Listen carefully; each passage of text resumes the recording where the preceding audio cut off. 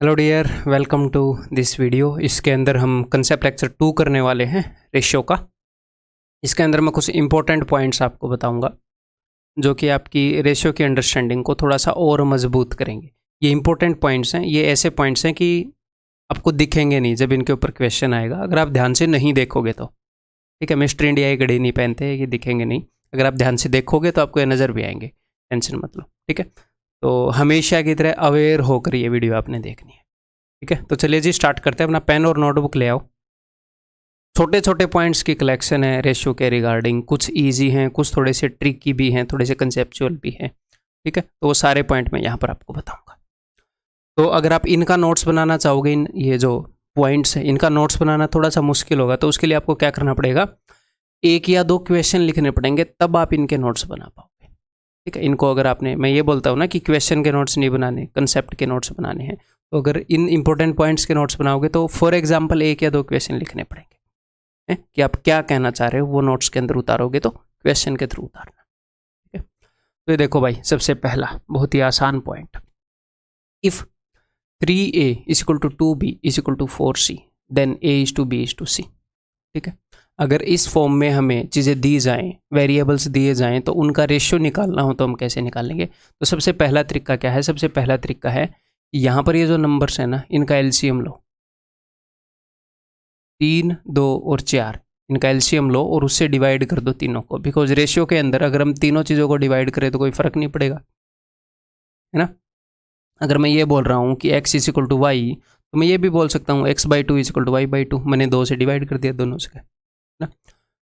तो यहाँ पर 4, 2 और 3 एलसीएम क्या होएगा, 4, 2 और 3 का 12। तो 12 से डिवाइड कर देते हैं, तो 3a upon 12 is equal to 2b upon 12 is equal to 4c upon 12।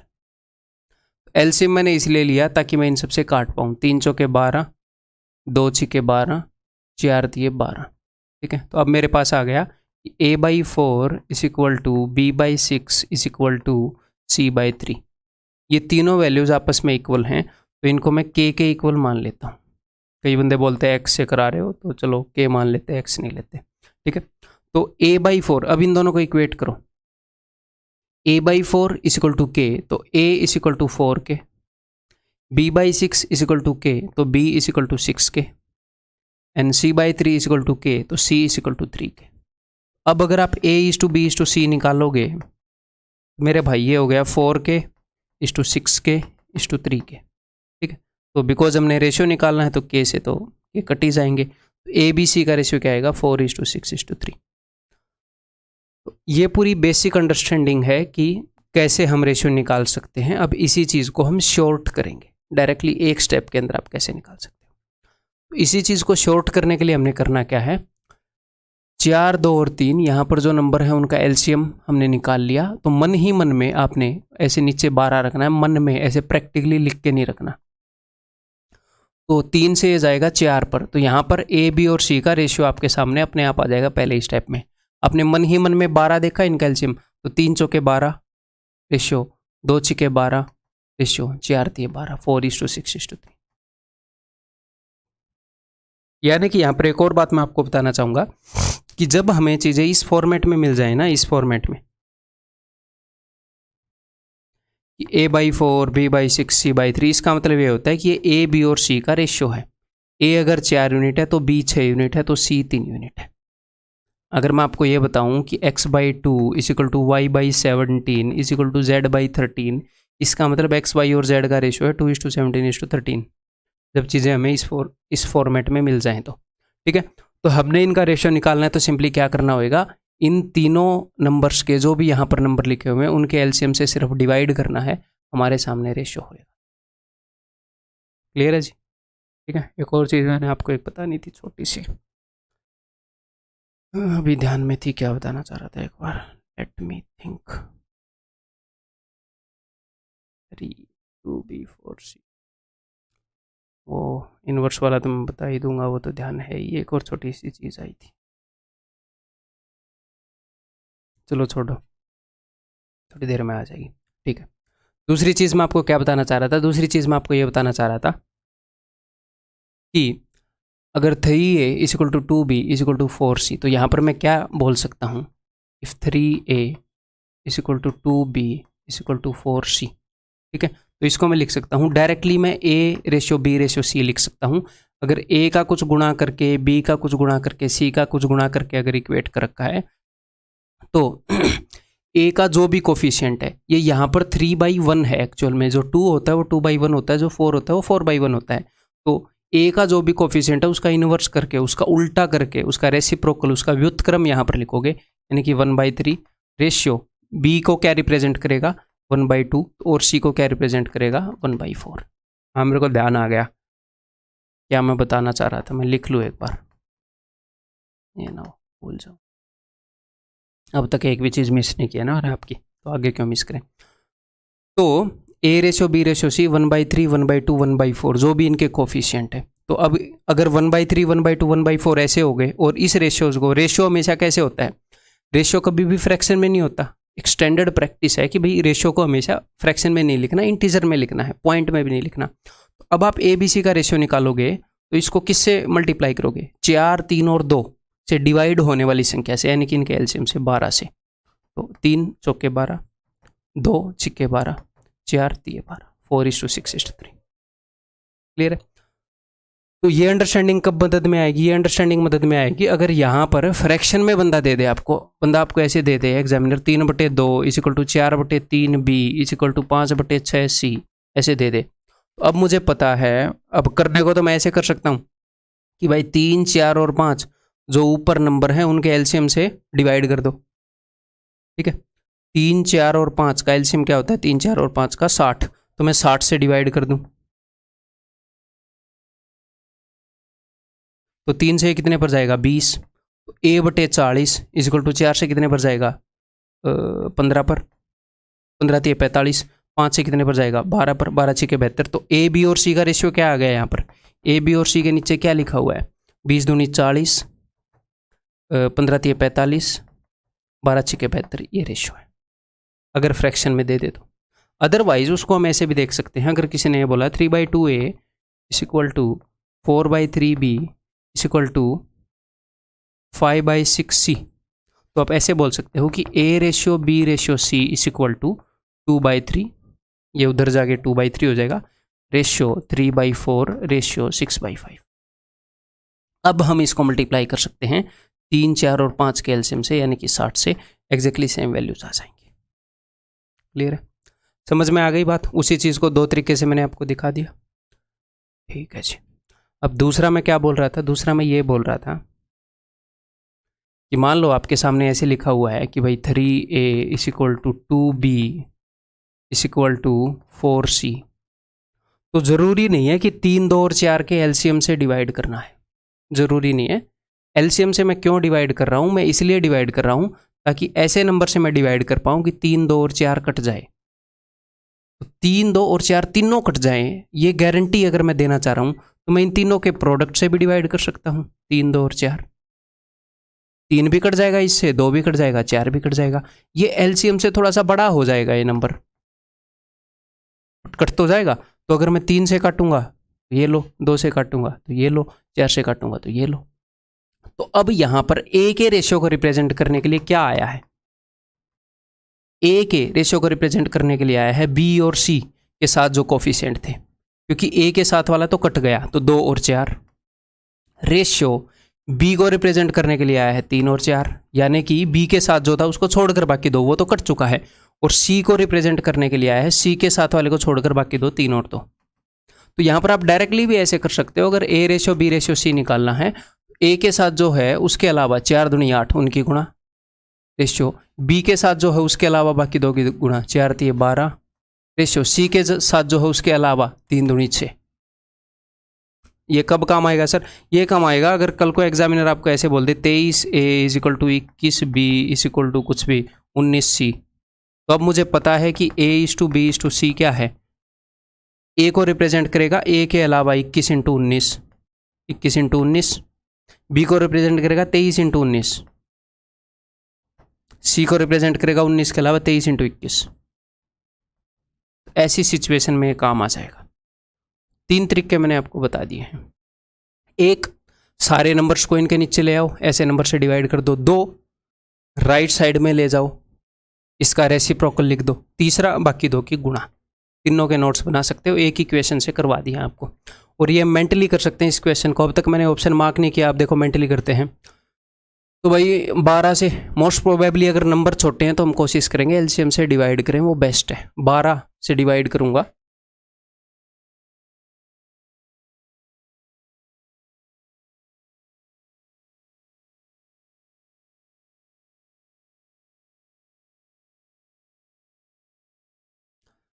तीन चौके 12, मैं ऐसे लिखता हूँ एग्जाम में अगर करूँगा तो 2 छिक्के 12, 4 तिये 12, 4 6 3, आंसर इस ऑप्शन। सिर्फ इतना लिखेंगे और मार्क कर देंगे। क्लियर है? देखो एग्जाम में है ना, हमें शाना होने की ज़रूरत है, बहुत ज़्यादा शाना होने की ज़रूरत नहीं है। ओवर स्मार्ट मत बनना। कई बच्चे स्टेप्स को बिल्कुल ही एक्स्ट्रा स्किप करने के चक्कर में सोचते हैं डायरेक्ट मैं ऑप्शन मार्क कर दूं तो क्या होता है, मान लो ये तो बहुत ही ईजी क्वेश्चन है, क्या होगा, सिली मिस्टेक होने के चांसेस बढ़ जाएंगे। तो हमने स्टेप्स स्किप करनी है, लेकिन इतनी स्किप करनी है कि टाइम भी बचे और एक्यूरेसी भी मेंटेन हो। दोनों चीज़ों को लेकर चलना है ना भैया, टाइम भी सेव करना है प्लस जो क्वेश्चन है वो ठीक भी होना चाहिए। टाइम सेव होगा तो ज़्यादा क्वेश्चन कर पाएंगे, एक्यूरेसी होगी तो ज़्यादा क्वेश्चन के नंबर मिल पाएंगे। किसी भी एक के साथ कंप्रोमाइज़ नहीं कर सकते। अगर एक्यूरेसी बहुत आई है बट बहुत मंदे मंदे कर रहे हो, सिलेक्शन नहीं होएगा। टाइम ज़बरदस्त सेव कर रहे हो बट आधे क्वेश्चन में सिली मिस्टेक कर दे रहे हो, सिलेक्शन नहीं होएगा। दोनों का बैलेंस चाहिए, दोनों नहीं चाहिए, दोनों का बैलेंस चाहिए। दोनों मीठे मीठे चाहिए, टेंशन नहीं लेनी। प्रैक्टिस करोगे तो दोनों आ जाएंगे। तो दोनों चीज़ों का ध्यान रखना है। इन चक्करों में नहीं पड़ना। मतलब आजकल दिमाग के अंदर ये घुसाने के लिए बहुत है यूट्यूब के ऊपर की कट थ्रोट कंपटीशन है, ये है वो है, जैसे चाकू लेके खड़ा रहता है वहाँ पर बंदा कि गलत करते ही काट दूंगा। प्रैक्टिस करने वाले के लिए किसी भी पेपर के अंदर एक सीट पक्की रहती है, वो टेंशन मतलब। तो भाई if 2a = 3b = 4c = 5d, तो उसी टाइप का क्वेश्चन है जो हमने किया। तो अब हम क्या करेंगे, देखो 5 4 3 2, इनका एलसीएम क्या होएगा जी, 5 3 15 चौके 60। 60 से मैं सभी को डिवाइड करूंगा तो मुझे डायरेक्टली दिख रहा है कि a ratio b ratio c ratio d क्या होएगा। अगर मैं 60 से सबको डिवाइड करूंगा तो 2 से 2 तिये 60, 30, 3 से 20 पर, 4 से 15 पर और 5 से 12 पर। 30 20 15 12, गड़बड़ी कर दी। 30 20 15 12 नहीं है यहाँ पर, क्या मतलब है। 5 से 15 चौके 60, 30 20 15 12, दिख क्यों नहीं रहा भाई, अलग ही दुनिया चल रही है। चलो यहाँ पर हम क्या करेंगे, 30 20 इसको हम बना देंगे 20, ठीक है। ऑप्शन सी को हम उत्तर मान लेंगे, ऑप्शन सी। तो कंसेप्ट समझ में आ गया। ये देखो 2/3a = 3/4b = 4/5c। तो आपको डायरेक्टली ए बी सी का रेशियो बताना है, तो आपको डायरेक्टली दिख रहा है क्या कि ए को रिप्रेजेंट करेगा 3/2 रेशियो, इसका रिवर्स बी को रिप्रेजेंट करेगा 4/3 रेशियो, सी को रिप्रेजेंट करेगा 5/4। तो अब देख लो किस चीज़ से मल्टीप्लाई करना है, 4 3 और 2 के एलसीएम से मल्टीप्लाई करना है, यानी कि गुणा में 12। तो 2 छिक्के 12, 6 तिये 18, 3 चौके 12, 4 चौके 16, 4 तिये 12, 3 पंजे 15, 18 16 15, that will be your answer, option. ठीक है, बहुत ही सिंपल है। ये बताओ जी। अब ये नेक्स्ट पॉइंट मैं आपके सामने लेकर आया हूं, एक पॉइंट क्लियर हो गया अपना। नेक्स्ट पॉइंट, और एक और छोटा सा पॉइंट यहाँ पर बता ही देता हूँ। अगर सिर्फ वो आपको 2 दे कि 3a = 4b, तो अब a और b का रेशियो क्या होएगा, तो a और b का रेशियो हो जाएगा 4:3। इनको जस्ट पलट दो, क्यों, क्योंकि b को इधर नीचे लेकर आओ। जो b के पास है वो a के सामने हो जाएगा, जो a के पास है वो b के सामने हो जाएगा। अगर सिर्फ 2 दे तो इनको पलट दो, सिंपल सी बात है। ठीक है, बाकी मेथड वही है। तो 2 दे तो एटलीस्ट इतना तो पता होना चाहिए कि हम जल्दी कर सकते हैं। ये देखो जी, तो बहुत ही मज़ेदार कंसेप्ट है, बहुत ही आपको मज़ा आएगा। कंसेप्चुअल बात है वो मैं आपको बताने वाला हूँ। देखो तो यहाँ पर अपने पास क्या है, यहाँ पर अपने पास कितने रेशियो हैं, मुझे तो पहले ये बताओ। एक यहाँ पर अपने पास 3 रेशियोज हैं जिनको इक्वल बताया गया है, एक चौथे रेशियो के, ये भी एक रेशियो है, ये भी एक रेशियो है। तो 4 रेशियो हैं यहाँ पर अपने पास जिनको आपस में इक्वल बताया गया है, 4 रेशियो है। इसने क्या बताया है कि ए बाई बी का रेशियो भी 2:3 है, सी बाई डी का रेशियो भी 2:3 है, ई बाई एफ का रेशियो भी 2:3 है। ठीक, क्लियर है जी। तो ए बाई बी जो है अगर उसका रेशियो 2:3 है तो मैंने मान लिया कि वो 2x और 3x है, और सी बाई डी जो है उसका रेशियो भी 2:3 है, तो इसका 2x और 3x होना ज़रूरी थोड़ी है। अगर मैं बोलता हूँ कि राम और श्याम की सैलरी का रेशियो 2:3 है और अनुज और बनुज की सैलरी का रेशियो 2:3 है, तो इसका मतलब ये थोड़ी है। और मैं बोल दूं कि राम की सैलरी 200 है तो आपको श्याम की सैलरी का तो पता लग जाएगा, क्योंकि मैंने राम और श्याम का कंपैरिजन बता रखा है। इसकी 200 तो भाई साहब इसकी 300 पक्का है। अब इनकी 200 300 पक्का थोड़ी हो गई। क्या आप ये दिहाड़ी करते हो और ये काम करते हो, मल्टीनेशनल कंपनी में अनुज और बनुज 2 लाख और 3 लाख हो इनकी एक्चुअल तनख्वाह। एक रेशियो का जो मल्टीप्लाइंग फैक्टर है वो दूसरे रेशियो का मल्टीप्लाइंग फैक्टर होना जरूरी नहीं है। ये थोड़ी है कि यहाँ पर भी 2x 3x आएगा, यहाँ पर 2y और 3y हो सकता है सेम भी हो, एंड में x और y सेम भी निकला है, लेकिन स्टार्टिंग में आप तो नहीं मान सकते ना। तो e बाई एफ भी 2:3 है, तो ये 2z और 3z होगा। ठीक है, क्लियर है जी। तो मल्टीप्लाइंग फैक्टर अलग अलग होंगे। 3 रेशियोज बता रखे हैं कि 3 मतलब 6 चीज़ें हैं, A B C D E F 6 values हैं, 2 का पेयर बना के बता रखा है कि उनका रेशियो बराबर है, तो भैया उनका मल्टीप्लाइंग फैक्टर डेफिनेटली अलग हो सकता है। ठीक, तो अब उसने पूछा है कि 3a और नीचे क्या है 3b, तो ऊपर क्या है 3a, तो इसको अगर 3 गुणा करोगे तो 6x, आगे है 2c तो c का डबल यानी कि 4y, और आगे है 4e यानी कि 8z, और नीचे क्या है। अब कुछ बच्चों के दिमाग में ये आ रहा होगा सर डायरेक्टली वैल्यू पुट कर दो, क्यों दिमाग खराब कर रहे हो। एक तो इस तरह की रूड बातें दिमाग में नहीं लानी, टीचर हूँ मैं आपका। ठीक है, तो डायरेक्टली वैल्यू क्यों मैं पुट नहीं कर रहा आपको थोड़ी देर में पता लग जाएगा, इसको ध्यान से समझते रहो, जो भी बातें मैं बोल रहा हूँ उनको इंपॉर्टेंस दो। देन नीचे अपने पास है 3b, तो b की वैल्यू 3x है तो यानी कि 9x। ठीक है, 4y तो दिस 2d तो 2d यानी कि इसका डबल 6y। ठीक है, और 4f तो यानी कि 4 12z। ठीक है जी, अब क्या होएगा जी, उसने ये पूछा है तो अब ऊपर से कुछ कॉमन निकल सकता है, ऊपर से 2 कॉमन निकल सकता है, तो ऊपर से मैंने 2 कॉमन निकाला तो ये बच गया 2 3 6 2 दूनी 4 2 चौके ये जी। और नीचे से क्या कॉमन निकल सकता है, नीचे से 3 कॉमन निकल सकता है, और एग्जैक्टली सेम चीज़ बच गई जी। ठीक है, तो ऊपर वाली चीज़ से नीचे वाली चीज़ कैंसिल आउट हो जाएगी, और उत्तर क्या आ जाएगा, उत्तर आ जाएगा 2/3। 2/3 क्या वही चीज़ है जो यहाँ पर लिखी थी, तो हमें एक्चुअल में वैल्यू पुट करने की ज़रूरत भी नहीं है। यहाँ पर 2/3 है तो यहाँ पर भी 2/3 ही आएगा, लेकिन इसकी एक कंडीशन है। क्या कंडीशन है, अब मैं आपको बताता हूँ। ये हमेशा ऐसे कटेंगे नहीं कि 2/3 कॉमन निकला है और सारे कट गए। ये कटे हैं क्योंकि यहाँ पर एक स्पेशल केस हुआ है। क्या स्पेशल केस हुआ है, अब ध्यान से देखो। ए और बी का एक जोड़ा है, सी और डी का एक जोड़ा है, ई और एफ का एक जोड़ा है। इस जोड़े के अंदर जो 2 चीज़ें हैं उन दोनों को इक्वली ट्रीट किया गया है। जैसे कि यहाँ पर 3 है तो यहाँ पर भी 3 है। बताओ किया गया है कि नहीं किया गया। आप बोलोगे जी हाँ। सी और डी को इक्वली ट्रीट किया गया है। आप बोलोगे जी हाँ किया तो गया है। सी का कोफिशिएंट भी 2 है, डी का कोफिशिएंट भी 2 है। सी और डी को इक्वली ट्रीट करना है, ई और एफ को इक्वली ट्रीट करना है, इन दोनों के साथ बराबर काम करना है। हो सकता है यहाँ पर -4 और -4 हो तो भी इक्वली ट्रीटमेंट मानेंगे। अगर एक जगह माइनस है एक जगह प्लस है तो इक्वल नहीं है, माइनस और प्लस इक्वल नहीं है। इतना तो आपको पता होगा ना, बचपन से अब तक पता लग गया होगा, है ना। तो इसके साथ 4 से गुणा किया तो इसके साथ भी 4 से गुणा किया, ये भी +4 है, इसका कोफिशिएंट भी +4 है। अगर हर एक जोड़े के अंदर, हर एक पेयर के अंदर रेशो के जो पेयर्स हैं उनमें हर एक को इक्वली ट्रीट किया गया है तो क्या होगा, ये आंसर बदलेगा ही नहीं।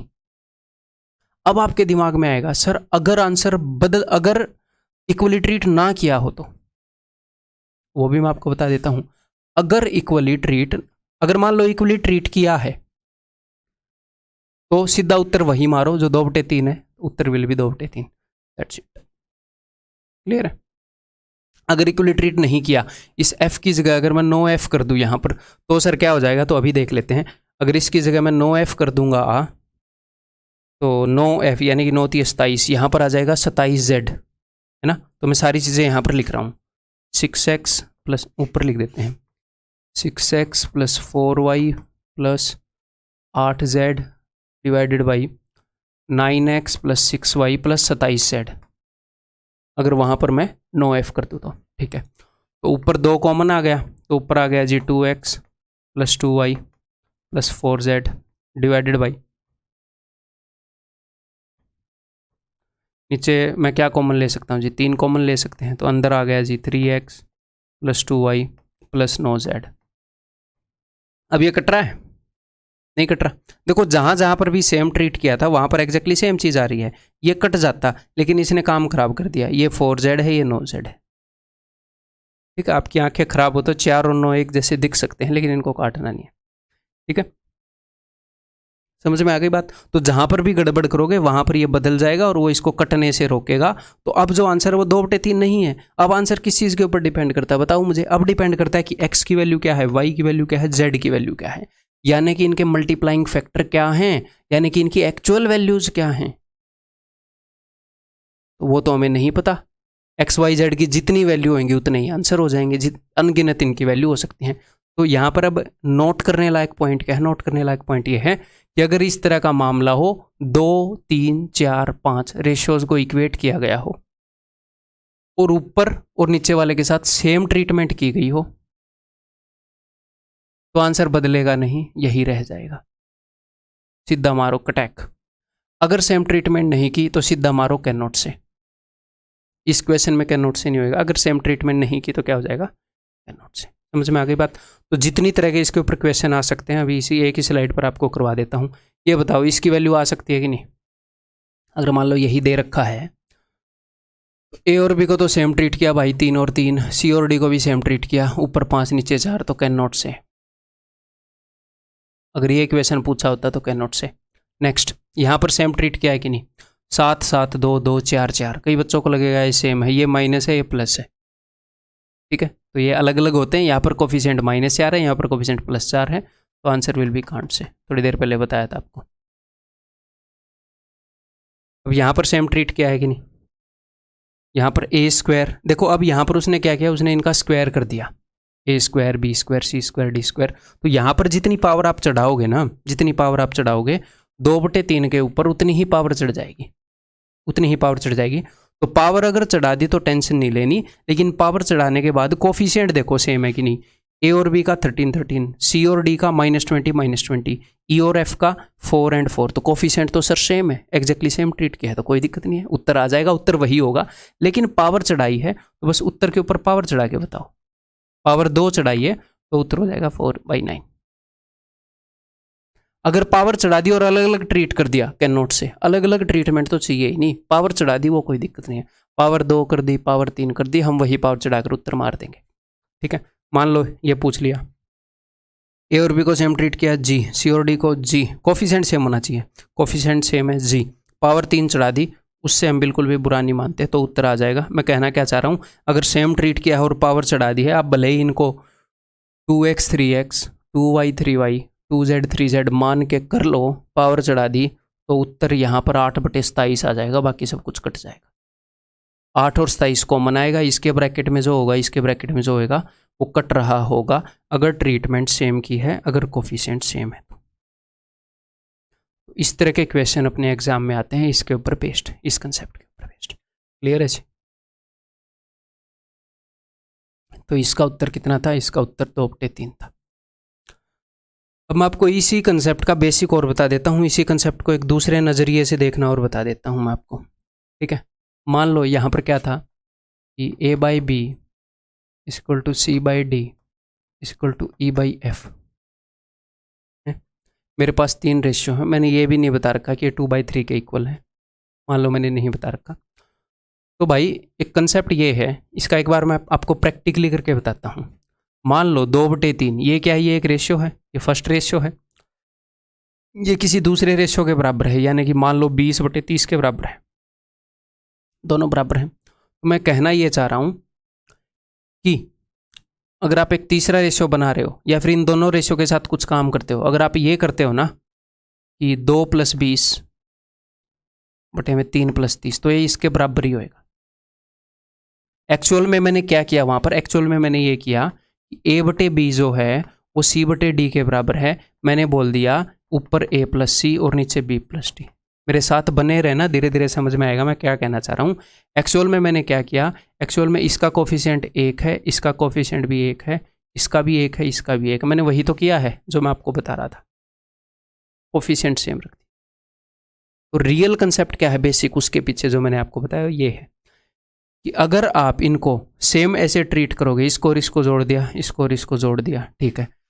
अगर मैं a - c कर दूं, b - d कर दूं, तो भी कोई बदलाव नहीं आएगा, वो इसी रेशियो के बराबर ही रहेगा।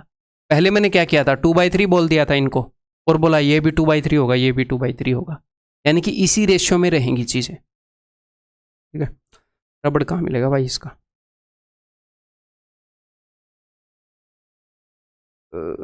अच्छा नीचे मिल रहा है इसका रबड़, हियर इज द रबड़, ठीक है। क्लियर है जी। तो मैंने तो आपको a और b को सेम नंबर से मल्टीप्लाई करने के लिए भी बोला था। तो यहाँ पर अगर मैं ये कर दूँ, दिस इज इक्वल टू, मतलब ये रेशियो बराबर होएगा 2a + 3c = 2b + 3d, ये बराबर ही होएगा, ठीक है। आपने यहाँ पर देखा 2/3 20/30, तो ये कितना है, ऊपर आया 22, नीचे आया 33, तो 2/3 है कि नहीं है। अगर आपको दो रेशो बराबर दे दिए, उनके साथ आप कुछ भी ऐसे ऑपरेशन करेंगे ना, मान लो इसको मैं डबल कर दूं, इसका मैं डबल कर देता हूँ 4, और इसको मैं इतना ही रहने देता हूँ, इसको 1 से ही गुणा करता हूँ, तो फिर इसको डबल करना पड़ेगा क्योंकि इसको डबल किया था, 3 का डबल 6, और 30 को ऐसे ही रहने देता हूँ क्योंकि इसको ऐसे ही रहने दिया था, तो 24 और 36, तो ये भी 2:3 में ही है, ठीक है। तो इन्हीं रेशियो से अगर मैं नए रेशियो बनाता हूँ ना मेरे भाई, कहने का मतलब क्या है, अगर सेम कोफिशिएंट रख के आप इन्हीं रेशियो से नए रेशियो बनाते हो तो वो सेम होंगे। इस समझ के ऊपर भी क्वेश्चन आते हैं। मतलब मैं ऐसे भी बोल सकता हूँ कि this is equal to a + c - e divided by b + d - f बराबर है, is equal to a - 2c + 5c + 5e divided by b - 2d + 5f बराबर है। सेम काम मैं कर रहा हूँ। बस पिछले क्वेश्चन में क्या किया, मैंने इसको 2/3 कर दिया और बोल दिया ये भी 2/3 होगा, ये भी 2/3 होगा। एक्चुअली ये कंसेप्ट है कि ऊपर नीचे अगर सेम ट्रीट कर रहे हो तो वो वही रेशियो मेंटेन रह जाता है। अगर हम पावर्स रेज कर दें तो उस रेशियो की, अगर मैं यहाँ पर ये बोलूँ कि जैसे ये जो है a/b ये इसके बराबर है, आप बोलोगे जी हाँ, और ये a/b ये इसके ही बराबर है, आप बोलोगे जी हाँ। तो यहाँ पर मैं ये भी बोल सकता हूँ कि देख, अब ध्यान से समझिएगा एक मज़ेदार चीज़, +2c² - e² डिवाइडेड बाई, मैं अभी आपके सामने इक्वेशन बना रहा हूँ क्योंकि ये रटने की चीज़ें नहीं है, समझने की चीज़ें हैं। अगर रटने की चीज़ें होती तो मैं भी रट के बैठा होता। तो मैंने स्क्वायर कर दिया, तो ये किसके बराबर होगा, ये बराबर होगा, आप बोलोगे सर a² / b² के। भाई मैंने सेम ट्रीट किया और स्क्वायर कर दिया, लेकिन ये सारे रेशियोज तो बराबर है ना, तो ये इसके भी बराबर होगा c² / d² के, ये इसके भी बराबर होगा। अगर a/b इसके बराबर है तो ये इसके भी बराबर होगा। अब एक बात तो आपके समझ में आ गई होगी, क्या कि भाई साहब रटनी तो है नहीं है, कितनी कॉम्बिनेशन से रटोगे, रटनी नहीं है, बात समझ में आ गई ना आपके। अगर आपको कंसेप्ट लिखना है तो ये सेम चीज़ लिख लो, इसी से आप रिवाइज कर लेना। पूरा कंसेप्ट यहाँ पर एक क्वेश्चन के माध्यम से अलग एग्जाम्पल लेकर एक अलग सी सीट पर आपको बता दिया है। अब इसके ऊपर बेस्ड और क्वेश्चन जो आ सकते हैं वो करते हैं। अब ये देखो, उसने क्या बताया है, उसने 3 रेशियोज को इक्वल बता दिया 2:3 के। जब उसने उसके बाद फिर उसने क्या किया, देखो P और Q के साथ सेम ट्रीटमेंट की कि नहीं, P को M से गुणा किया, Q को M से, R और S के साथ सेम किया, सेम कोफिशिएंट है, N है, T और U का कोफिशिएंट सेम है, O है, तो रेशियो सेम ही रहेगा, 2:3 रहेगा, खत्म कहानी, कुछ करना ही नहीं। बताओ, उसने 2 रेशियोज को इक्वल बताया है, उसने बताया है कि भैया a/b = c/d, okay, is equal to something, कोई वैल्यू नहीं बताई, कोई दिक्कत नहीं है। तो उसने a और b का कोफिशिएंट सेम रखा है कि नहीं रखा, m रखा है, सेम है। c और d का कोफिशिएंट +n रखा है, सेम है। तो रेशियो जो यहाँ पर था वही रहेगा, ये बदलेगा नहीं। तो अब उत्तर, अब ध्यान से सुनिएगा, अब मजा आएगा। उत्तर जो है वो A बटे B भी हो सकता है, उत्तर C बटे D भी हो सकता है। अच्छा, लेकिन इसने क्या पूछा, किसके बराबर नहीं होगा, तो इसके बराबर तो होगा, इसके बराबर तो होगा। उत्तर ये भी हो सकता है, अगर मैं इन दोनों को जोड़ूं, ये उत्तर ये भी हो सकता है, तो उत्तर तो भाई साहब इनफाइनाइट हो सकते हैं। उत्तर A plus C B plus D, A plus C B plus D, ये भी हो सकता है। ये उत्तर नहीं होएगा। अब 3 ठीक हो गए, 3 एलिमिनेट हो गए, तो चौथा ही उत्तर है। ये आपको पता भी लग जाएगा। यहाँ पर C में से A को घटाया, C में से A को घटाया, तो D में से B को घटाना चाहिए था, लेकिन इसने B में से D को घटा दिया। घर की खेती थोड़ी है। तो मतलब कि ये तो उत्तर हो सकते हैं, तो अब our answer will be this one. समझ गए? ये बताओ, अब ये 3 रेशियोज हैं, ये 3 रेशियोज हैं, ये इस चौथे रेशियो के बराबर है। ठीक है, ये चौथे रेशियो के बराबर कब होते हैं, जब ऊपर और नीचे वाले को सेम कोफिशिएंट दिया गया हो। ये बराबर है यानी कि सेम कोफिशिएंट दिया गया है। तो ऊपर अगर 3A 2B माइनस C है, तो नीचे भी वही किया गया होगा। तो A का दोस्त कौन है यहाँ पर, 2, तो 2 को भी कोफिशिएंट 3 दिया होगा। A को 3 गुना किया गया, तो 2 को भी 3 गुना किया गया होगा, तो नीचे 6। ये तभी बराबर होगा जब नीचे भी सेम ट्रीटमेंट होगी। B को डबल किया गया, तो 5 को भी डबल किया गया होगा। C के साथ -1 कोफिशिएंट दिया, तो 3 के साथ भी -1 देंगे। तो 10 और 6 16 में से 3 गए 13, तो K की वैल्यू 13 है जी। K की वैल्यू क्या है मेरे भाई, 13। समझ गए? बताओ, अब एक अगली चीज़ बताऊंगा, एक अगला इंपॉर्टेंट पॉइंट बताऊंगा, इसके सहारे करने की कोशिश करो। Twice the square of a number is 6 times the other number. किसी नंबर के स्क्वायर का डबल, वो नंबर मैंने मान लिया है जी x, x के स्क्वायर का डबल जो है किसी दूसरे नंबर का 6 गुना है, is 6 times the other number. 6 times दूसरा नंबर मैंने मान लिया y, तो 2 ये 6। तो यहाँ पर मुझे क्या मिला, मुझे मिला एक्स स्क्वायर बटे में y इज इक्वल टू 3 बटे में 1। एक्स स्क्वायर बटे y इज इक्वल टू 3 बटे में 1। What is the ratio between the first number and the second number. तो पहले नंबर और दूसरे नंबर के बीच में क्या रेशियो है। एक्स स्क्वायर की वैल्यू 3 है, y की वैल्यू 1 है। तो यहाँ पर कई बच्चे क्या कर देते हैं, यहाँ पर मैंने एक छोटी सी गलती कर दी। इस क्वेश्चन को इन्हें ऐसे करना था, 9 इस 18 करना था इसकी जगह। एक बार फिर से इस क्वेश्चन को करने की कोशिश करो। Twice the square of a number,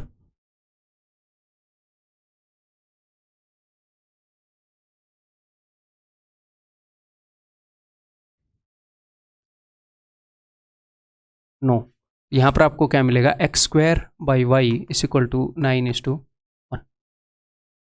ठीक है, तो अब अगर मैं आपसे x/y पूछूं, तो कई बच्चे क्या करेंगे, एक्स स्क्वायर की वैल्यू 9 है, तो इसका मतलब x की वैल्यू 3 है और y की वैल्यू तो 1 है ही, तो आंसर हो जाएगा 3:1, 3:1 मार देंगे, जो कि गलत है। अब आप बोलोगे सर गलत क्यों है, देखो आपको एक्स स्क्वायर और y का रेशियो मिला है 9:1, इनका रेशियो मिला है, यानी कि ये 9a और ये 1a, ये ऐसे है। अगर एक्स स्क्वायर की वैल्यू 9a है, तो x की वैल्यू क्या होगी, x की वैल्यू 3 नहीं होगी, x की वैल्यू होगी 3√a। अंडर रूट लोगे ना तो a का भी अंडर रूट आएगा, और y की वैल्यू क्या होगी, y की वैल्यू होगी 1a। अब लेके दिखाओ रेशियो, लो ना, लो भाई, आया उत्तर, नहीं आया ना। तो मैं कहना क्या चाह रहा हूँ, अब इस बात को सीधा सीधा बताता हूँ क्यों नहीं आ रहा उत्तर, क्यों नहीं कर सकते। देखो सीधा जो आपके एग्जाम में कंसेप्ट आएगा, अगर मैंने आपको x बाई वाई बता दिया ना कि x बाई वाई 4:9 है सपोज, तो if x by y equal to 4:9, तो मैं आपसे पूछ सकता हूं कि x square by y square क्या है। आप बता सकते हो, आप करोगे क्या, आप इधर भी स्क्वायर कर दोगे उधर भी स्क्वायर कर दोगे, आप बोलोगे सर उत्तर है 16:81, मैं बिल्कुल भी बुरा नहीं मानूंगा। फिर अगर मैं आपसे पूछूं कि भैया अंडर रूट एक्स और अंडर रूट वाई का रेशियो बताओ, तो आप बता दोगे, आप बोलोगे सर दोनों तरफ अंडर रूट ले लो, उत्तर आ जाएगा 2/3।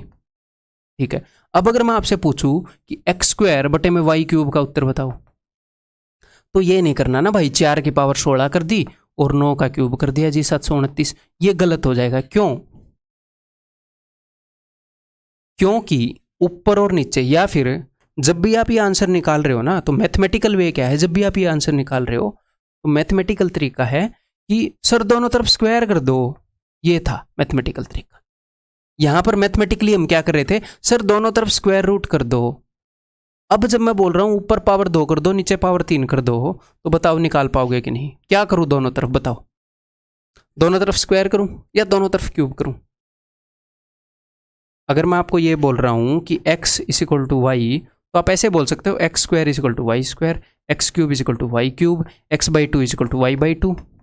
दोनों तरफ सेम चीज़ करनी पड़ेगी। तो क्या करोगे दोनों तरफ? ऐसा तो नहीं कर सकते कि ऊपर स्क्वायर आ जाए नीचे क्यूब आ जाए, ऐसा नहीं कर सकते। तो जब ऊपर और नीचे, जब किसी भी रेशियो में न्यूमरेटर किसी भी फ्रैक्शन में या डिनोमिनेटर की सेम पावर नहीं कर रखी, तो answer will B can not से, वो आ ही नहीं सकता। वो किस चीज़ पर डिपेंड करेगा? ये डिपेंड करेगा आपके मल्टीप्लाइंग फैक्टर पर। यहाँ पर ए पर डिपेंड कर रहा था। यहाँ पर एक्स बाई वाई हम क्यों नहीं निकाल पा रहे थे? क्योंकि आपने किया क्या? आपने ऊपर तो स्क्वायर रूट ले लिया और नीचे एज इट इज रहने दिया। तो ऊपर और नीचे आप या तो दोनों तरफ स्क्वायर करोगे या दोनों में स्क्वायर रूट करोगे, दोनों में क्यूब करोगे, दोनों में सेम चीज़ करोगे। अदरवाइज क्या होगा? ये जो मल्टीप्लाइंग फैक्टर है, ऊपर रूट ए आ जाएगा, नीचे ए आ जाएगा, वो कटेगा ही नहीं आंसर कैन नॉट से। तो जब ऊपर और नीचे अलग अलग पावर ले रखी हो, तो answer will B can not से। समझ में आ गई बात? अगर मेरे पास ये दो चीज़ों का रेशियो है या तीन वैल्यूज़ का रेशियो है, तो सेम पावर ले रखी हो। अब यहाँ पर वो क्वेश्चन कैसे देगा? इसके अंदर वो क्या दे रहा था कि तीन रेशियोज बराबर हैं, दो रेशियोज बराबर हैं। यहां पर वो सिर्फ आपको एक रेशियो देगा, एक रेशियो देगा इस टाइप से। उसने इस चीज का रेशियो दिया, एक रेशियो देगा इस टाइप से, और दूसरा रेशियो पूछ लेगा, एक रेशियो देकर दूसरा पूछ लेगा। अगर सेम पावर चढ़ा रखी है तो उत्तर आ जाएगा, सेम पावर नहीं चढ़ा रखी तो कैन नॉट से आएगा। ठीक है, तो यहां पर आंसर क्या होगा? यहां पर आंसर होगा कैन नॉट से। ठीक है, ठीक है भाई, अब इसी क्वेश्चन को कर लेता हूं। तो उसने ये बोला था twice the square of a number is equal to 6 time the other number. तो अब हमें एक बात पता चली कि x square by y is equal to 3:1। तो अब इस भाई साहब ने हमसे पूछने की कोशिश की है एक्स बाई वाई, जो कि नहीं आ सकता। अगर ये पूछता हमसे x by under root y, तो आता कि नहीं आता? मुझे एक बात बताओ। तो मैं न्यूमरेटर और डिनोमिनेटर दोनों को सेम पावर पर ही क्या करता? मुझे दोनों तरफ स्क्वायर रूट लेना है। अब दोनों तरफ सेम ही काम करना है जी। एक्स स्क्वायर का एक्स बन जाएगा, वाई का अंडर रूट वाई बन जाएगा। तो अब मैं निकाल सकता हूँ जी, अब कोई दिक्कत नहीं है भाई साहब। ये मैं बता सकता हूँ क्योंकि ऊपर और नीचे मुझे सेम पावर करनी पड़ेगी। अगर वो मुझसे पूछ लेता x4/y², अब बता सकते हैं भाई साहब, क्योंकि दोनों तरफ स्क्वायर करने की जरूरत है जी, दोनों तरफ स्क्वायर करने की जरूरत है, तो उत्तर आ जाएगा 9:1। तो ये मैंने क्लियर कट अंडरस्टैंडिंग दे दी। थोड़ी सी और क्लियर करेंगे, टेंशन मत लो। ये लो, अगर बंदे ने x बाई वाई बता दिया कि 4/9 है और उसने x²/y पूछ लिया, तो बताओ दोनों तरफ क्या पावर रेज करूं कि ये उत्तर आ जाए? ये तो नहीं आ सकता जी। स्क्वायर करूं या ना करूं, तो इसका आंसर होगा कैन नॉट से। अगर उसने पूछ लिया x²/y³, फिर से नहीं बता सकते, ऊपर नीचे अलग अलग पावर हैं। तो अब मैं इसको ऐसे नहीं रटवाना चाह रहा था कि ऊपर नीचे अलग अलग पावर है, क्योंकि वो कई बार ऊपर नीचे अलग अलग पावर दे देता है। तो जब उसने ऊपर नीचे अलग अलग पावर दे दिए, तो उस केस में वो अलग अलग पावर का पूछ भी सकता है। ये आप बता पाओगे? दोनों तरफ स्क्वायर ही करना है। तो आपने ये देखना है कि भैया दोनों तरफ मैं कर सकता हूँ क्या ऐसा कुछ जिससे ये बन जाए? ये तो ये बनेगा नहीं। नेक्स्ट, अगर वो पूछ लिया, वो बता सकते हैं भाई दोनों तरफ स्क्वायर करो 16/81। नेक्स्ट, अगर उसने ये दे दिया x²/y = 4/9 और उसने ये पूछ लिया, तो मैं इससे ये अचीव कर सकता हूँ? बताओ, कर सकते हैं? स्क्वायर रूट मारो, क्यों नहीं होगा? इसका स्क्वायर रूट ही तो है वो, तो 4/9 का स्क्वायर रूट मारो, 2/3 उत्तर है ये। तो ऐसे नहीं रटना कि ऊपर नीचे सेम पावर है तो उत्तर आ जाएगा। देखो अलग है तो भी आ रहा है, क्योंकि जहाँ पर उसने दी है इन्फॉर्मेशन वहाँ पर अलग पावर है। अगर उसने वो पूछा है x4/y², बता सकते हैं? वो बता सकते हो, इसका स्क्वायर ही तो है ये भाई। दोनों तरफ स्क्वायर कर दो, उत्तर आया पड़ा है 16/81। क्लियर है? समझ में आ गई बात? अब ये बताओ, तो अब देखो इसको भी करने की कोशिश करेंगे। यहाँ पर उसने एक रेशियो हमें बता दिया। मैंने क्या बताया था? अगर a/3 b/4 c/5 ये फॉर्मेट है, तो इसका मतलब है कि भैया a/b/c = 3:4:5। ठीक है, तो यहाँ पर हमने क्या देखना है कि ऊपर जो डिग्री है वो भी एक है और नीचे जो डिग्री है वो भी एक है, यानी कि पावर्स जो है ऊपर भी एक है नीचे भी एक है। इसका उत्तर आप बता पाओगे। अगर यहीं पर ऐसा हो जाता बी स्क्वायर है। एक बार मेरी बात को यहाँ पर सुनना आप। अगर ए बी सी का रेशियो ये है तो इसका मतलब ए बी सी की एक्चुअल वैल्यूज़ मैंने मान ली 3x 4x एंड 5x। कोई ना कोई मल्टीप्लाइंग फैक्टर तो होगा। ये एक्चुअल वैल्यूज़ हैं। आप बोलोगे जी हाँ एक्चुअल वैल्यूज़ है, बहुत बढ़िया। अब a प्लस बी प्लस सी क्या हो जाएगा, 4 और 3 7 और 5 12x। और नीचे क्या हो जाएगा, नीचे बी स्क्वायर है, बी स्क्वायर यानी कि 4x का स्क्वायर यानी कि 16x स्क्वायर। x से x गया, उत्तर आया कि नहीं आया? उत्तर तो नहीं आया, अभी तो x पड़ा है यहाँ पर। तो नीचे और ऊपर की अगर पावर अलग अलग हो गई, उसने जो रेशियो आपको दे रखा है वो सिंगल पावर का ही दे रखा है, ए बी और सी का। इस केस में अगर ऊपर और नीचे पावर अलग अलग हो गई तो कैन नॉट से उत्तर आ जाएगा, क्योंकि आपका मल्टीप्लाइंग फैक्टर कट ही नहीं पाएगा भाई साहब। लेकिन अगर पावर सेम है तो सर, अगर पावर सेम है मेरे भाई तो क्या होएगा, ऊपर आ गया इन तीनों का सम 12x और नीचे आ गया b की वैल्यू क्या है 4x। x से x गया, 4 से 3 गया। तो अगर ऊपर नीचे की पावर सेम है मेरे भाई तो आप वैल्यू पुट कर दो सीधा, जो भी आपको ए बी सी का रेशियो मिला है ना वो वैल्यू पुट कर दो सीधा, उत्तर आपके कदमों में होएगा 3 4 5। ए प्लस बी प्लस सी, एक्स मानने की जरूरत नहीं है, 5 और 4 9 और 3 12 डिवाइडेड बाई बी यानी कि 4, उत्तर है 3। That is option B. ये देखो पावर क्या हुई, बदल गई। रेशियो किसका बताया है, ए बी सी का बताया है, और ए बी सी नीचे ए स्क्वायर, ऊपर पावर 1 है नीचे 2 है। आंसर इसका नोट से निकलेगा ही नहीं, जो मल्टीप्लाइंग फैक्टर वो पड़ा रहेगा। ये बताओ, उसने ए और बी का रेशियो बता दिया। ऊपर क्या है, ऊपर है 5a प्लस बी, नीचे है 3a प्लस 2b। अब इस क्वेश्चन को कई बच्चे उससे इक्वेट करते हैं, किससे इक्वेट करते हैं, कंफ्यूज कर देते हैं। ए को तो मतलब कि सेम ट्रीट नहीं किया, 5 है 3 है। इन दोनों क्वेश्चन में एक बार डिफरेंशिएट करना। उस क्वेश्चन में क्या था, 3 रेशियोज थे और वो किसी रेशियो के बराबर थे। हर एक रेशियो में जो पेयर थे उनको इक्वली ट्रीट करना था। यहां पर कितने रेशियो, ए की तो रेशियो है, ए और बी का ही रेशियो बता रखा और क्या कर रखा है, उसके साथ कंफ्यूज मत करना इसको। एक ही रेशियो बता रखा है ए और बी का, और फिर ये आपसे पूछ रखा है ऊपर और नीचे पावर सेम है, पावर तो सेम है। यहाँ ऐसा तो नहीं है ना कि ए स्क्वायर और बी स्क्वायर हो गया हो, तो पावर तो सेम है। तो 2 और 3 को यूज कर सकते हो, यहाँ पर आप 2 और 3 को यूज कर सकते हैं। तो कर लेते हैं, 5 दूनी 10 प्लस 3 3a यानी कि 3 दूनी 6 प्लस 2b यानी कि 2 3 6, तो 13/12 इज इक्वल टू ऑप्शन है। अगर कुछ थोड़ा सा भी कन्फ्यूज़न हो गया हो, वैसे तो कन्फ्यूज़न होने का यहाँ पर चांस नहीं है, बहुत ही प्यार से बता रहा हूँ, फिर भी हो गया हो तो टेंशन नहीं लेनी, एक बार और लेक्चर को देखोगे क्लियर हो जाएगा। ठीक है, अगर मान लो आपका मैथ्स का बेस जो है वो वीक है, एक आधी चीज़ें आपको रिपीट करनी पड़ सकती हैं। बहुत ज़्यादा वीक है तो बहुत ज़्यादा चीज़ें रिपीट करनी पड़ सकती है ना जी। क्लियर है, ये बात समझ में आ गई। अगर मैं यहीं पर ऐसे कर देता 5a square plus B square divided by 3a square plus 2b square, तो हम उत्तर दे पाते कि नहीं दे पाते, दे पाते। ऊपर भी स्क्वायर है नीचे भी स्क्वायर है, डिग्री सेम है, उत्तर आ जाता ऑप्शन से। ये ऑप्शन से नहीं, सॉरी, ये जो वैल्यूज़ हैं 2 और 3 ही पुट कर देते। अगर मैं थोड़ा सा ही बदल देता डिग्री को, ऐसे ऊपर डिग्री 2 है, नीचे यहाँ पर 2 है, यहाँ पर 1 है, अब उत्तर नहीं दे पाओगे, अब कैन नॉट से होएगा। और डिग्री 2 देने के कई तरीके हैं।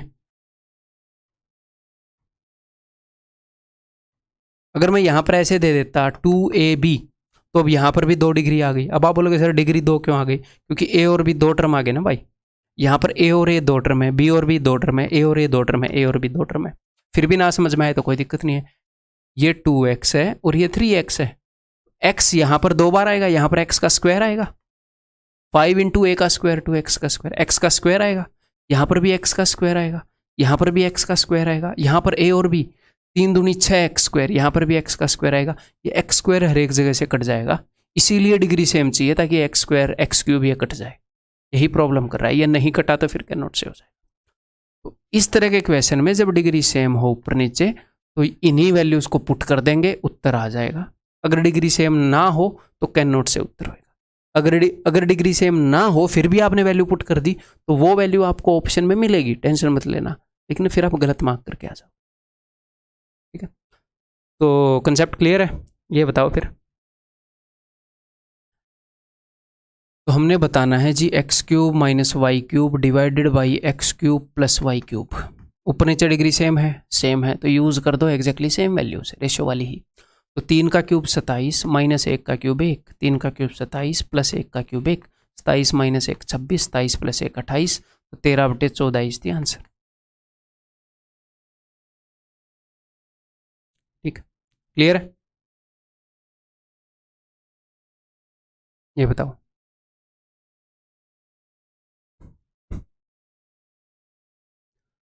तो मान लो इस तरह का क्वेश्चन आए तो यहाँ पर भी आपको डाउट हो सकता है कि पता नहीं निकलेगा नहीं निकलेगा कैन नोट से। देखो एक तो पहली बात, यहाँ पर ऑप्शन में कैन नोट से नहीं है तो कैन नोट से नहीं हो सकता, अपनी मर्जी का ऑप्शन तो नहीं मारोगे आप, तो ये डेफिनेटली निकलेगा। तो डायरेक्ट वैल्यू पुट करो उसके अंदर, खेल खत्म, निकल आएगा वो। अगर मान लो कैन नोट से हो और आपके मन में डाउट है कि पता नहीं निकलेगा कि नहीं निकलेगा, तो आप क्या करोगे उस वक्त आप, अब कंसेप्ट तो उस वक्त आप दोबारा से रिवाइज करोगे तो टाइम लगेगा। इनको 2x 3x 4x मान लो और निकाल दो। फिर a की जगह बिना टेंशन लिए 2x लिखो, b की जगह बिना टेंशन लिए 3x लिखो, ratio 3x 4x, ratio 4x 2x। ठीक है, x कट गया, इसका मतलब x पर तो कुछ डिपेंड कर नहीं रहा है ना। तो अब मैं हर एक को किससे मल्टीप्लाई कर दूंगा, हर एक को मैं मल्टीप्लाई करूंगा 12 से, ताकि डिनोमिनेटर में कुछ भी ना बचे। तो 3 चौके 12, 4 दूनी 8, 4 तिये 12, 3 तिये 9, 2 दूनी 4 24, 8 9 24।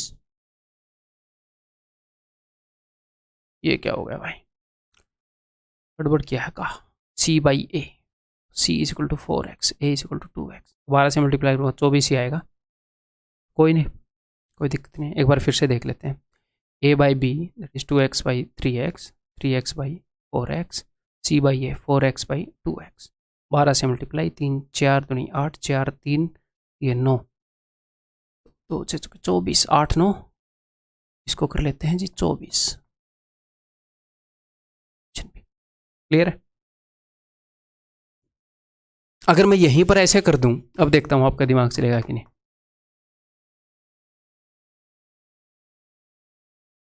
सोच के बताना उत्तर निकलेगा कि नहीं निकलेगा।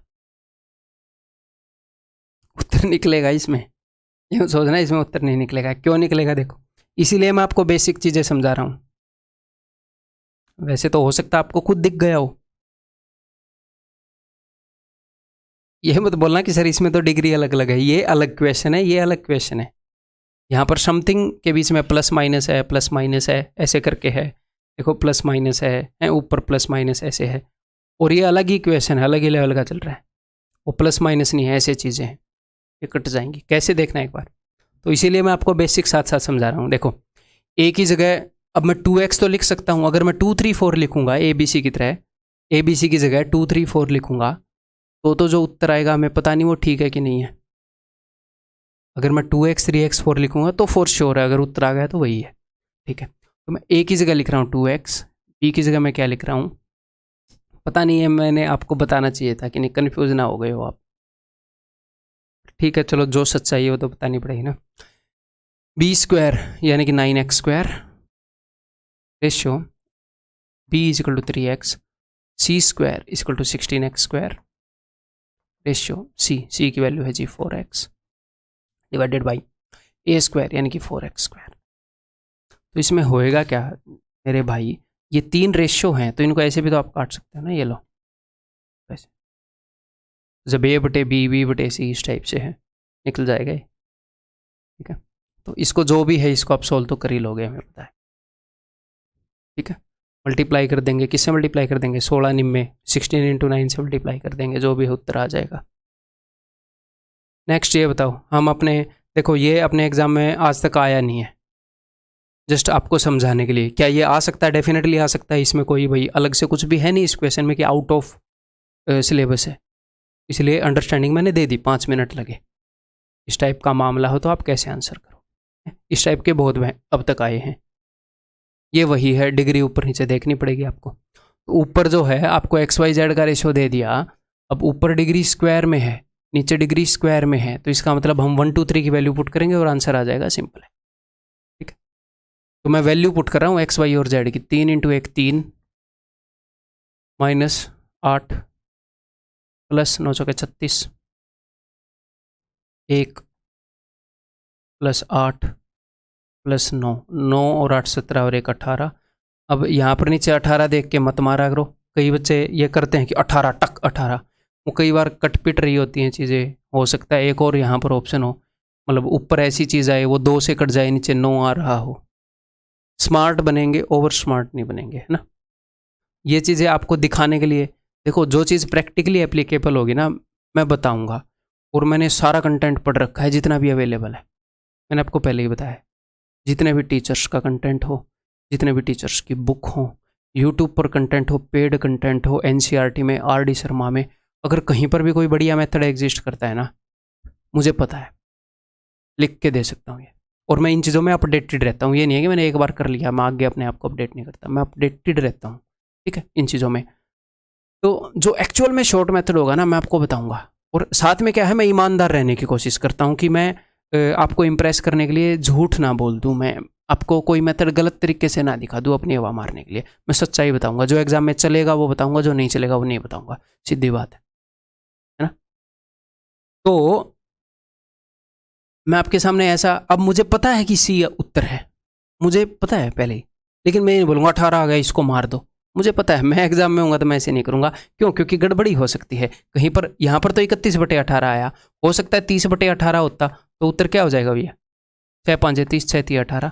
तो अगर मान लो आप 18 देख के मार दो, कहीं और पर 3 पड़ा है, हाँ, तो भाई ये 39 minus 8 31, that is option C, ठीक है। तो हमने ओवर स्मार्ट नहीं बनना। ऑफ कोर्स हम ऑप्शंस का यूज़ करते हैं, लेकिन जहाँ पर वो यूज़ करने लायक है वहाँ पर यूज़ करते हैं। हम यूनिट डिजिट का भी यूज़ करते हैं, हम कर रहे हैं साथ साथ। जहाँ पर जो चीज़ यूज़ करने लायक मैं वही आपको बता रहा हूँ। ये नहीं है कि पहले क्वेश्चन को सोल्व करके आ गए अब स्टूडेंट के सामने हवा मार दो, ये काम नहीं करूँगा मैं, ठीक है। वो भी एक तरह की मिसगाइडेंस ही होती है। 94 is divided into 2 parts in such a way that the 5th part of first and the 8th part of second। तो 5th part of the first, 94 को 2 पार्ट में डिवाइड किया। फर्स्ट पार्ट की वैल्यू है f और second part की मैंने मान ली s। तो 5th part of first, तो फर्स्ट का 1/5 और सेकंड का 1/8 आर इन रेशियो 3:4। अब जो मैंने आपको इंपॉर्टेंट पॉइंट्स बताए हैं उन्हीं को हम स्टेटमेंट में यूज़ कर रहे हैं ना, कि वो उन्हीं चीज़ों को कैसे स्टेटमेंट में यूज़ करेगा। f/5 ratio 7/8 is 3:4। तो आप क्या करोगे, first by second is equal to f/5 की वैल्यू अगर 3 है तो 5 को उधर ले जाकर गुणा कर दोगे, 5 3 15। s/8 की वैल्यू 4 है तो इसकी वैल्यू क्या होगी, 8 चौके 32। तो आपको फर्स्ट और सेकंड पार्ट का रेशियो मिल गया। उसने दोनों का सम बता रखा है, 94 को डिवाइड किया था इस रेशियो में, तो इन दोनों का सम क्या है जी 47। तो 47 से डबल है ना ये, तो एक्चुअल वैल्यूज डबल हैं अपने रेशियो से। क्या पूछा है, फर्स्ट पार्ट, तो फर्स्ट पार्ट रेशियो में 15 है तो एक्चुअल में 15 दूनी 30 होएगा, एक्चुअल वैल्यूज डबल है, ठीक।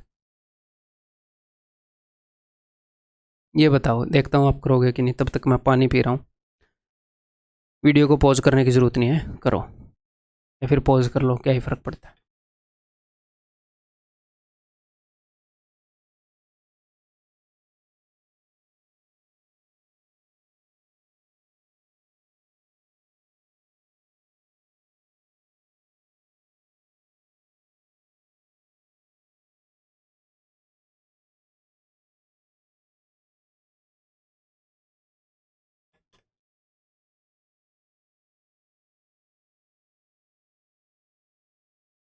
हेलो चलो जी, उम्मीद है कि आपने किया होगा ट्राई और कर लिया होगा क्वेश्चन को।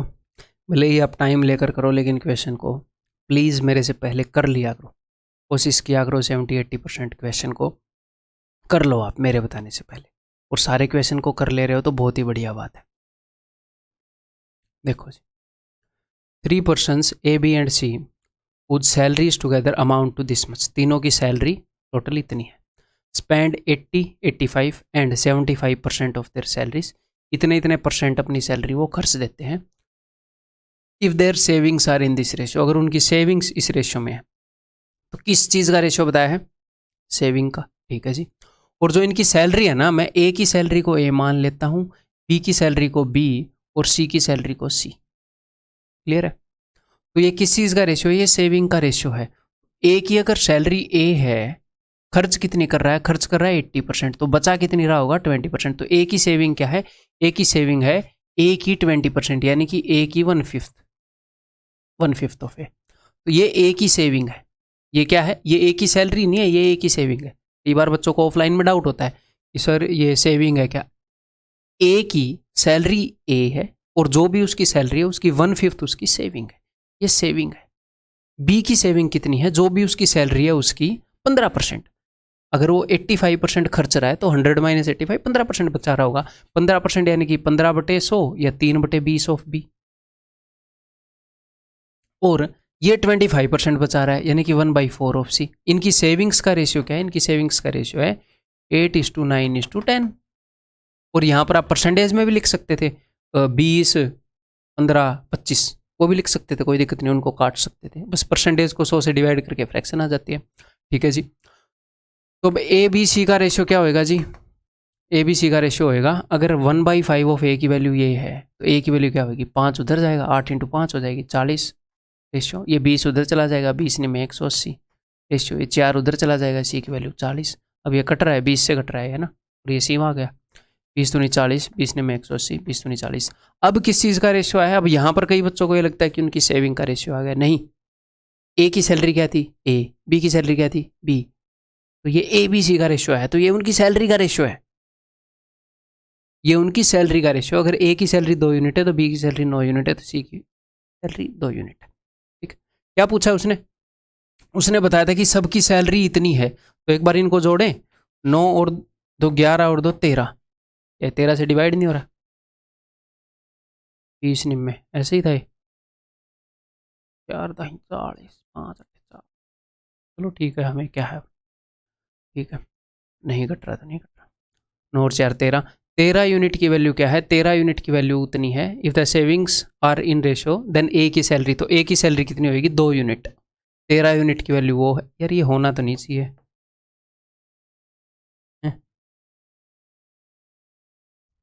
कंसेप्ट आप समझ गए हो, बट ठीक है, अभी हम देखते हैं एक बार मामला क्या है, कहाँ पर गड़बड़ हो रही है।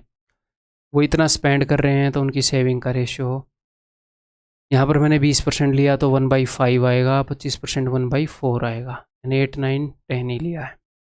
और ये 15/100, 5 दिए 5 20, 5 8 40। ओहो सॉरी, ये 20 से ऊपर गुणा किया है मैंने इसको, तो ये 3 नीचे भी तो जाना था, तो यहाँ पर तो 60 आएगा। या फिर ऐसे मैं कर सकता हूँ, देखो एक और बात बताऊँ, जैसे 3/20 भी, यहाँ पर आप 3 इक्वेशन माना करो अपने मन ही मन में, यानी कि 1/5 ए की वैल्यू है 8, या एक अलग चीज़ है तो ए की वैल्यू 40 रख देंगे, लेकिन किसके रिस्पेक्ट में? एग्जैक्टली सेम काम करना पड़ेगा आपको इसके साथ। बी की वैल्यू भी यहीं से निकालनी पड़ेगी, सी की भी यहीं से। तो 3/20 बी की वैल्यू है 9, तो 3 ये 9। तो अगर 1/20 बी यानी कि b/20 की वैल्यू 3 है तो बी की वैल्यू 20 थी 60, ये मैंने लिया नहीं इसलिए गड़बड़ हो गई। यहाँ पर 60 वैल्यू होनी थी, 20 थी ये। हाँ अब ये हो गया, अब ये डेफिनेटली डिवाइड हो रहा होगा। 3 और 2 5 और 2 7, 7 यूनिट की वैल्यू इतनी है, तो भैया 2 यूनिट की वैल्यू पूछी है, तो 11 11 दूनी 22, 22,000 will be the answer, that is option C. ठीक है, ये बताओ,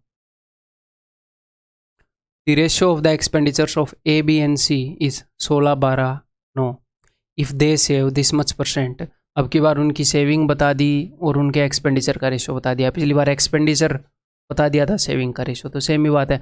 अगर ये इतना सेव कर रहे हैं तो इनका एक्सपेंडिचर क्या होगा? तो इनकी सैलरी मैंने मान ली ए बी सी, अगर सेव कर रहा है 20% तो खर्च रहा होगा 80%, जो कि होता है 4/5। तो 4/5 ऑफ ए रेशियो, ये कितना बचा रहा है भाई साहब? अच्छा ये इतना सेव कर रहा है, खर्च कितना कर रहा है?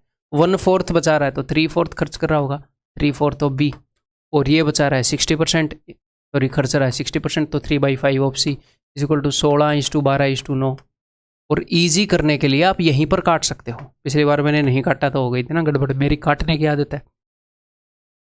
4 चौके 16, ए वाले को ए वाले से ही काट रहा हूँ, ठीक है। बी वाला कट रहा है क्या? 3 चौके 12, सी वाला कट रहा है 3 3 9, ठीक है। अब ए बी सी आ जाएगा इजीली, मतलब इनको घुमाकर वहाँ पर ले जाने की ज़रूरत नहीं है वैसे, ठीक है। 5 चौके 20, रेशियो 4 चौके 16, रेशियो 5 दिए 15। इनकी सैलरीज का रेशियो आ गया। If the income then the total income of A B and C is this. तो टोटल कितने यूनिट है भाई? ये 16 और 15 31 51 यूनिट की वैल्यू बता रखी है, ठीक है। Find their individual income. तो मैं क्या करूँ, नन ऑफ दीज भी है, एक बार 1 यूनिट की वैल्यू निकाल लूँ मैं। तो 51 से जा रहा है 7 पर 700। अगर 1 यूनिट की वैल्यू 700 है तो कर दो 700 गुणा, ये हो जाएगा 14,000, 16 7 112 और 15 7 500, ये हो जाएगा। ये होगा, उसने नन ऑफ दीज दे दिया ना, इसलिए मुझे निकालना पड़ा।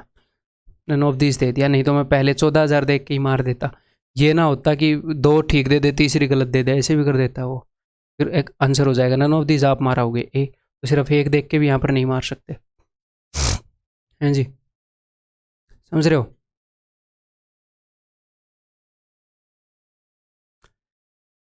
A person distributes his pen among 4 friends in this ratio. What is the minimum number of pens that the person should have? इस रेशियो में बांट देता है। तो पहले तो रेशियो की शक्ल सुधार ले, रेशियो बहुत गंदे तरीके से दे रखा है। तो आप मल्टीप्लाई करोगे ऐसे नंबर से जो इन सब से डिवाइड होता हो, यानी कि इन सब का एलसीएम कोशिश करेंगे। अगर एलसीएम से नहीं भी करोगे तो गड़बड़ नहीं होगी, ठीक है। तो रेशियो को फिर से काटना पड़ जाएगा बस। तो 12 तो देखो 6 4 और 3 का तो 12 हो जाएगा, 12 पंजे 60 है एलसीएम। तो रेशियो हो गया 20, रेशियो 15, रेशियो 12, रेशियो 10। इनके अंदर कुछ कट तो नहीं रहा, ये देख लो, नहीं कट रहा। हो सकता है ना हमने एलसीएम लेने में गलती कर दी हो, तो क्या होगा, इनमें कुछ कटता हुआ मिल जाएगा। हो सकता है कोई बच्चा एलसीएम 60 की जगह 120 ले ले गलती से, तो होएगा क्या, तो इनका डबल आ जाएगा मामला। तो फिर 2 कट रहा होगा ना, क्योंकि आपने एलसीएम में 2 एक्स्ट्रा ले लिया। एलसीएम गलत ले लोगे तो आंसर गलत नहीं होएगा, वो रेशियो को फिर से सुधारना पड़ेगा, ये मामला है बस।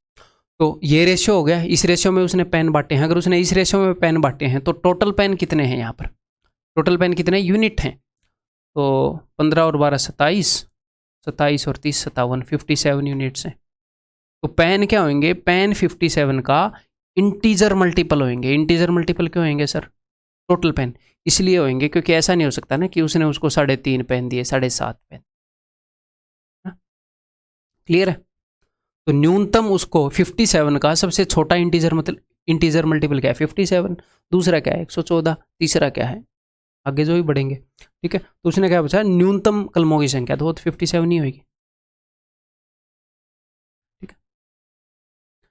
देन भाई टाइप्स ऑफ रेशियो, ये रेशियोज के कुछ टाइप्स हैं। ये अब तक अपने एग्जाम के अंदर आए हैं सर, अब तक अपने एग्जाम के अंदर नहीं आए हैं, लेकिन एक रिलेवेंट सा कंसेप्ट है। पूरी 5 मिनट लगेंगी, 5-6 मिनट इसको बताने में।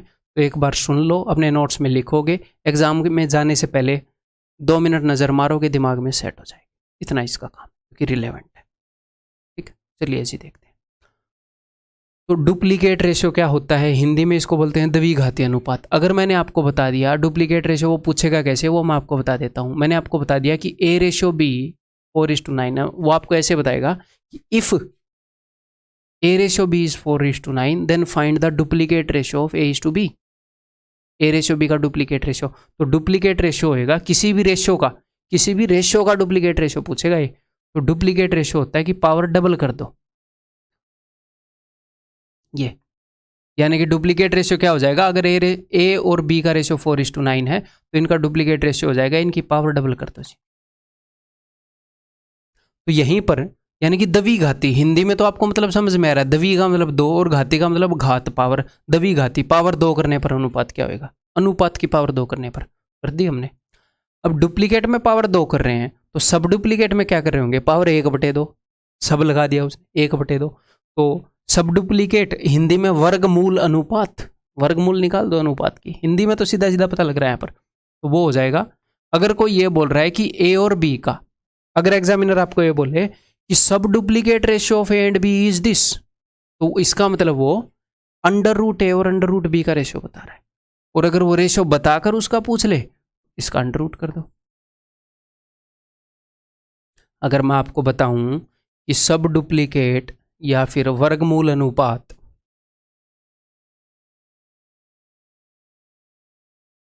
कि सब डुप्लीकेट रेशियो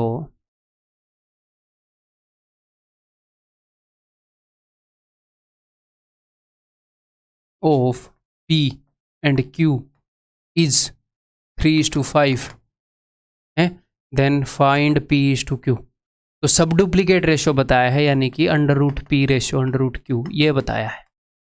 तो आपसे P/Q पूछ लिया तो स्क्वायर कर दो, तो P/Q हो जाएगा 9:25। ये छोटी सी बात है, बस इन टर्म्स का पता होना जरूरी है, ठीक है, इसलिए आपको बता रहा हूं।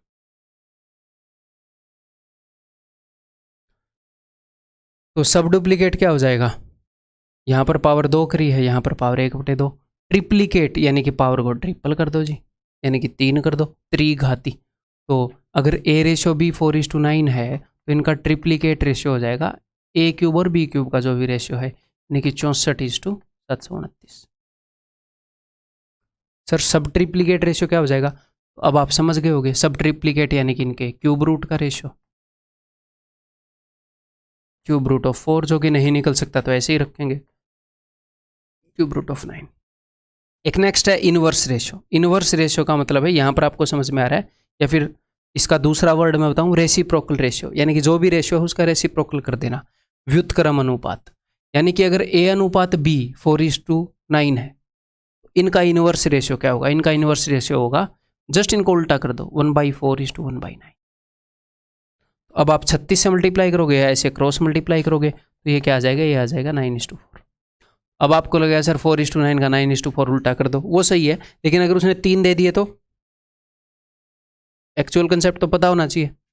मान लो मैं आपको बोलूँ कि इफ़ A:B:C = 2:3:4 और मैं आपको बोलूँ कि इनका इनवर्स रेशियो, या फिर हिंदी में इसको क्या बोलते हैं, व्युत्क्रम अनुपात इनका बताओ। अब ऐसे उल्टा मत कर देना 4:3:2, क्योंकि एक्चुअल अंडरस्टैंडिंग तो ये है, उसका इनवर्स करना है। अब हम किससे गुणा करेंगे, इन सब के एलसीएम से, यानी कि 12 से। 2 × 12, 3 × 12, 4 × 12, तो 643 हो जाएगा इनका इनवर्स रेशियो, ठीक है। इनवर्स रेशियो का मतलब पता चल गया। Next compound ratio. Compound ratio होता है 2, 3 या 4 रेशियो का, मल्टीपल रेशियो का। कंपाउंड रेशियो क्या होता है, अगर मैं आपको ये बताऊं कि A/B = 2:3 और C/D = कुछ भी 4:5, तो कंपाउंड रेशियो क्या होगा, तो वो आपको ऐसे बोलेगा, compound ratio of A/B and C/D। ये सिंपली हुआ क्या है, A/B को एक बार ऐसे लिख लो आपको आसानी से समझाने के लिए, C/D को एक बार ऐसे लिख लो। तो कंपाउंड यानी कि इनकी गुणा पूछ रहा है वो आपसे। तो A/B क्या है, 2/3। C/D क्या है, 4/5। तो इनका कंपाउंड रेशियो क्या है, 8:15। That's it. तो वो 3 रेशियो का कंपाउंड रेशियो भी आपसे पूछ सकता है। ये जस्ट वर्ड है, इसका मतलब है ये यहाँ पर खत्म हो रहा है ना, कुछ भी मान लो 3:7। तो इन सब का कंपाउंड रेशियो क्या होगा अभी बता देते हैं, 2/3, 4/5, 3/7। 3 से 3 गया, 4 दूनी 8/35, ठीक है। तो जब कंपाउंड रेशियो पूछेगा तो या तो मिनिमम 2 रेशियो देगा, उनका प्रोडक्ट बताना है, या 3 रेशियो देगा, या 4 रेशियो देगा। तो ये कुछ रेशियोज के नाम हैं, टाइप्स हैं, ये आपको पता होना चाहिए, अपने नोट्स के अंदर लिख लो। तो कंपाउंड रेशियो या मिश्र अनुपात में आप क्या कर सकते हो, प्रोडक्ट ऑफ मल्टीपल रेशियोज, कुछ अनुपातों का गुणनफल, गुणा करके एक रेशियो नया बनाएंगे, उसको हम कंपाउंड रेशियो कह देंगे। एक आधे क्वेश्चन कर लेते हैं कि अगर इनके ऊपर क्वेश्चन आएंगे तो किस टाइप के आएंगे, ठीक है जी। देखो 5 मिनट लगेंगे हमें। The duplicate ratio P and Q, P और Q का डुप्लीकेट रेशियो बता रहा है। इसका मतलब क्या है, डुप्लीकेट का मतलब है कि सेकंड पावर बताई है, द्विघाती अनुपात बताया है, यानी कि सेकंड पावर का रेशियो बताया है। द्विघाती अनुपात अगर 9:4 है तो P/Q तो आपको पता लग ही जाएगा, 3:2। स्क्वायर रूट कर लेंगे, आप बोलोगे जी हाँ, यानी कि पी और क्यू का रेशो बताने का एक तरीका है, डुप्लीकेट बता देगा, ट्रिप्लीकेट बता देगा। तो पी इज टू क्यू 3:2 है। पी प्लस क्यू दोनों का सम 80 है, दोनों का सम रेशियो में कितना है 5 यूनिट, एक्चुअल में कितना है 80, एक्चुअल वैल्यू रेशियो से 16 गुना है, 16 5 80। बोल रहा है क्यू की वैल्यू बताओ, तो इसका 16 गुना हो जाएगा। ठीक है, बताओ। सब डुप्लीकेट रेशियो बताया है ए और बी का, यानी कि √A और √B का रेशियो बताया है भाई ने। तो A/B क्या हो जाएगा, स्क्वायर कर दो दोनों तरफ, 16:1। ठीक है जी। अगर ए और बी का डिफरेंस 60 है तो इन दोनों का डिफरेंस कितना है जी 15 यूनिट। 15 यूनिट की वैल्यू 60 है, रेशियो से कितने गुना है एक्चुअल वैल्यू, 4 गुना है सर। तो एक्चुअल वैल्यू 4 गुना है। ए और बी का सम बताओ, तो रेशियो में इन दोनों का सम कितना है 17 यूनिट है सर। एक्चुअल चीज़ है 4 गुना है, 17 चौके 68। That is option C. ठीक, क्लियर है जी। The compound ratio of inverse ratios of this, इनके इनवर्स रेशियो का कंपाउंड रेशियो बताओ।